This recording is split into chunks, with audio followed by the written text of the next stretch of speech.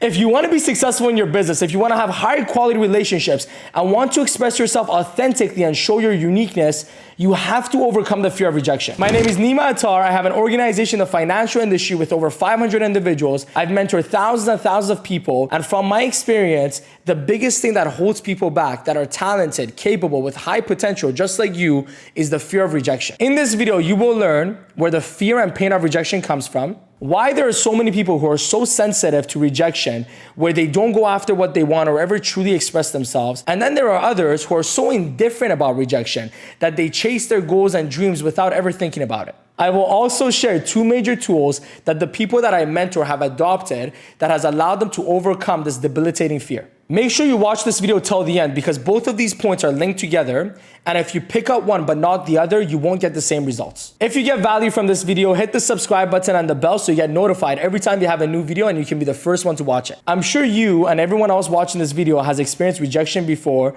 and also felt the pain that is associated with it. That's because the brain regions activated during experiences of rejection overlap with those involved in processing physical pain.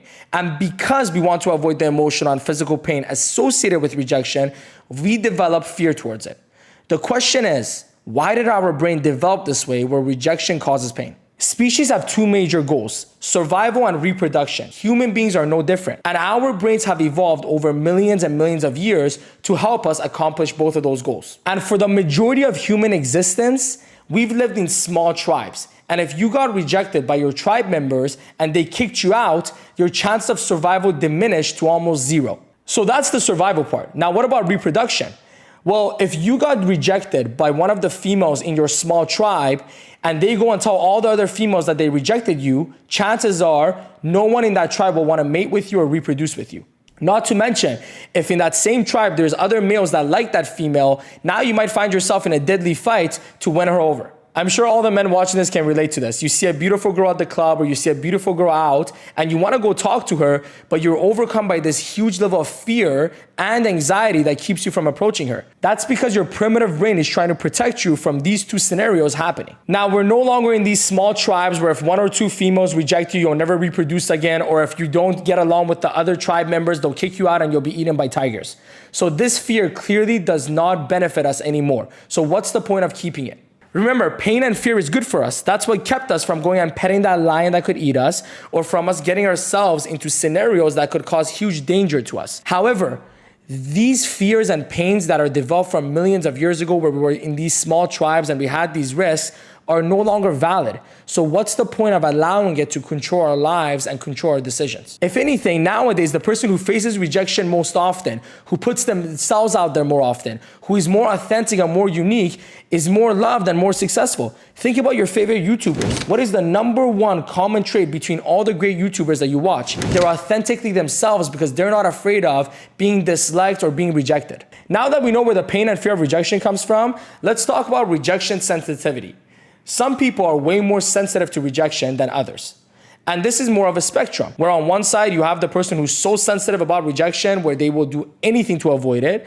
And on the other, you have someone who's so indifferent about rejection where they don't even think about it and it doesn't even come on their radar. An individual's rejection sensitivity can be caused by multiple factors. 1, it could be genetics. 2, it could be the environments that they grew up in and the people that they were around.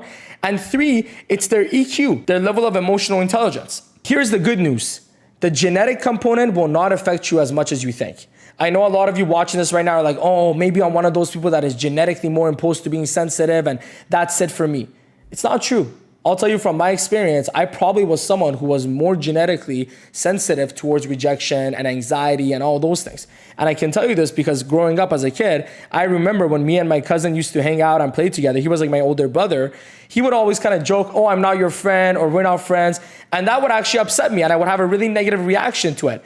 And there was no negative intent. I mean, I was 6 years old, he was 10. We were just playing around and messing around. But the truth is that was really hurting me and affecting me. And if you watch till the end of the video, I'll tell you how I actually overcame that and how that event actually became one of the catalysts to helping me become someone who's not affected by rejection, which allows me to do everything that I do, from having a huge sales organization and mentoring thousands of people, which I had to go through thousands and thousands of rejection to get to that point, and the ability that I have to post YouTube videos without the fear of negative comments or haters. Now, the biggest thing that can influence your ability to overcome your fear of rejection and your ability to deal with rejection much more effectively is your emotional intelligence.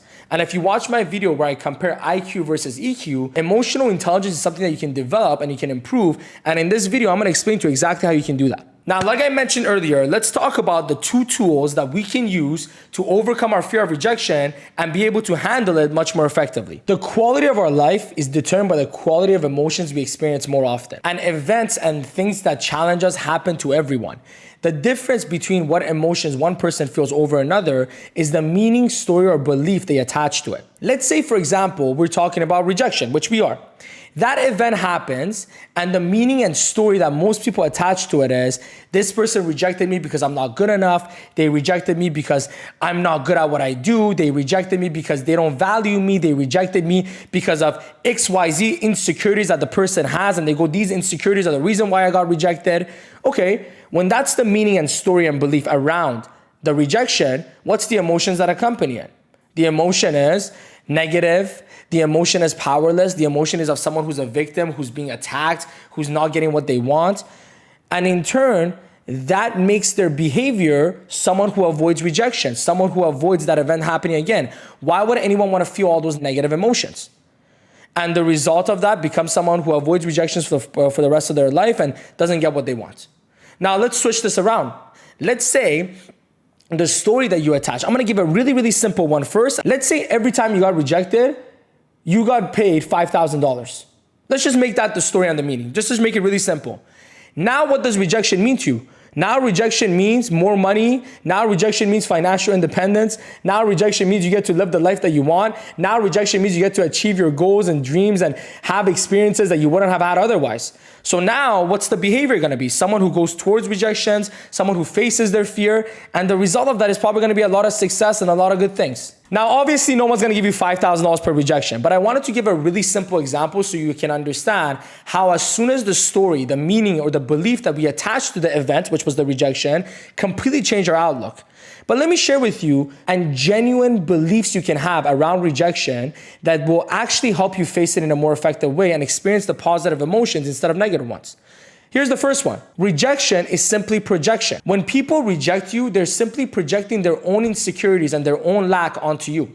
I'll give a really simple example because I know a lot of you that are watching this are entrepreneurs or you're in business, and you might be lacking the support of your family members or close friends when it comes to that business idea. When you go share that business idea with them, they go, that's stupid, that's never gonna work, you can't make it work. What are they actually doing when they're saying that? Do they really know how driven you are? Do they really know how smart you are? Do they really know at a deep level how capable you are? Of course not. Most of us don't even know how capable we are until we test ourselves. So when they're saying that that's not gonna work or you're never gonna be successful, what are they actually saying? They're saying that they themselves don't believe they can be successful. I'll give you a really quick example. My dad is an entrepreneur-minded individual, very successful. My mom, on the other hand, she's never been a business owner. She never really saw herself as an entrepreneur. So when I was first getting into business, I went and told both of them. My dad's reaction was, yeah, I think that could be an idea that works. You should go after it. My mom's reaction was, that's a little risky. Maybe you should try something else. Maybe you should just go to school and get a good degree. What was the difference in response from? Well, my dad is someone who believes in himself when it comes to entrepreneurship and business because he has a lot of proof in his past from that. On the other hand, my mom has never experienced business or entrepreneurship, so she's a little bit risk averse and she has a different outlook on it. Neither of what they said is a reflection on me, it's a reflection on them. So remember, rejection is simply projection. Don't take it personal. It's not about you, it's about them. Here's another meaning that rejection has. Rejection is protection. The person who's rejecting you is protecting themselves. You might be wondering, well, Nima, what are they protecting themselves from? If you're in sales or in business, you've experienced where you offer someone a really good solution that can benefit their life, that can make things so much better for them, but for whatever reason, they reject you. They say, no, it's not for me, or they find an excuse to get away from it. That has nothing to do with your product or your opportunity. It's simply them protecting themselves from getting out of their comfort zone, from making a change to their belief system that is new to them because they're afraid of the unknown. So again, when people reject you, it's not a personal attack on you or your business or your product. It's simply them protecting themselves from doing something that's new to them and that's out of their comfort zone. Here's another meaning that I adopted and I teach a lot of the people that I mentor to adopt. Rejection is good for you. Look, when you go to the gym and you work out, what is your intention of lifting those weights? It's to break down your muscles so that they can be rebuilt stronger. That's why when somebody gets sore after a workout, they get happy because they go, being sore means that I had a really good workout, means I did a good job of breaking down my muscles, and this means that I'm gonna become stronger and I'm gonna be able to lift bigger weights. Well, rejection is the same thing. When you feel rejected and you get hurt emotionally in that moment, what you're doing is the same thing that bodybuilder that is lifting weights is doing. You're making yourself stronger, because by going through that pain and emotional trigger, it allows you to practice the new meaning, practice the new story, and become better because of it. So the story here is, rejection is a benefit to me because it helps me become mentally tougher. And by becoming mentally tougher, I'm able to handle more rejection, which means I'm able to handle more success. Just like the bodybuilder who's able to lift higher weights because they have to do that in order to get sore again. Does that make sense? So these meanings are meant to empower you. And think about it this way. What emotions do these meanings come with? The emotion now is you have power.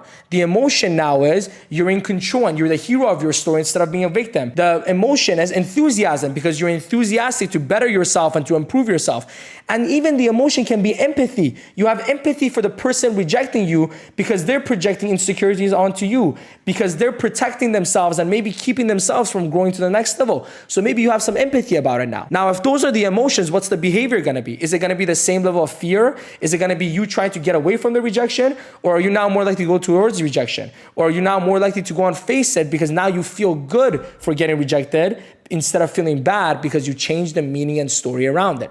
Now, before I move on, I want to give you one last meaning as a bonus. And this is for all the business people, all the entrepreneurs, all the salespeople that are watching this.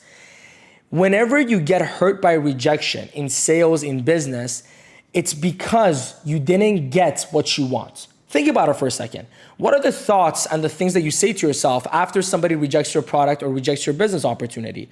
You go, oh, I didn't get a yes. I didn't get my commission. I didn't get a new person on my team. You see, your concern is what you're not getting instead of what you're giving. So one thing that I changed, especially in my sales trainings for my sales organization, is don't focus on what you're not getting, focus on what you're giving. If you focus on giving information, if you focus on giving education, if you focus on giving value and giving positive energy to the person you're talking to, who cares if they say no? You did your job. Your job was to give. And I promise you, if that's your attitude, if you're a giver, if you're a go-giver instead of a go-getter, I should say, you'll be significantly more successful because people will be attracted to you because people want to work with people that have their best intentions in mind, not people that have their own commissions in mind. Here's the second tool.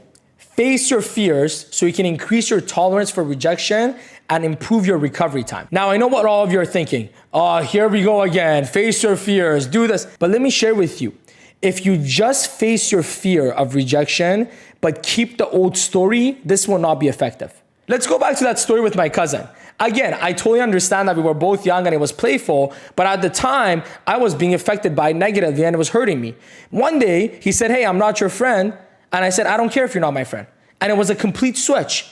I can't remember exactly what happened to me as a 6-year-old, but based on what I've learned, I can probably guess that what happened was I changed the story.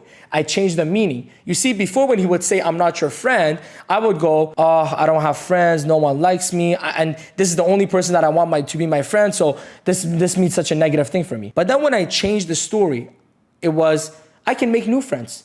I can go and meet new people. There is abundance of people that I can be friends with. Who cares if he doesn't want to be friends with me? Maybe I don't want to be friends with him. And as soon as the meaning and the story changed, the emotions that came with it changed. That's why if you just go out there and face rejection, but don't change the meaning and story, it's not effective. And I've seen so many salespeople that work with me quit sales because they kept getting rejected, but they never changed the meaning or story behind it. They never practiced the new meaning. So it just made them more upset until they left. But the ones who've succeeded were the ones that kept getting rejected, but every time they got rejected, they practiced the new stories. And it's the ones that we talked about earlier. And by doing that, they got stronger and those beliefs and meanings became more of a habit, just like the negative ones are. And now if you look at them, you're like, dude, these people don't care about rejection. And that's why they're making so much money and they're so successful and they've gotten to where they've gotten to. I want to share one last thing with you. Because of the way our brains are programmed, you'll never get to a point where you're not affected by rejection at all. But the difference with someone like me, who I believe has overcome the fear of rejection and the pain associated with it to a huge extent, and someone who's never overcome this, is recovery time. You see, that person who gets rejected eventually overcomes the rejection, but for them it might take days, weeks, or years. By learning these tools, by learning to adopt these meanings, beliefs, by increasing my tolerance for rejection, what it's allowed me to do is speed up the recovery time. So instead of taking days, weeks, or months to overcome a rejection, I can get over rejection within seconds, to a point where I don't even notice the pain anymore. So if you're someone who starts adopting these habits, which I hope you do, who starts getting these new stories going, who starts to face their rejection, and you still feel pain, that's okay. All you want to do is reduce the recovery time so you overcome the pain faster than your competition. And by doing that, you'll be significantly more successful and you'll enjoy life way, way, way, way more. Hope you got value from this video. Please subscribe and hit the bell button so you can get notified every time you have a new video. Like this video, and here's one more thing. Please comment below. What are some ways you've overcome rejection? What are some habits you've developed at how to face your rejection so we can all learn together as a community? And before I go, click right here to watch our video on EQ versus IQ so you can improve your emotional intelligence, which will in turn make it even easier to adopt other things that I talked about. Thank you. Have a great day. Bye-bye.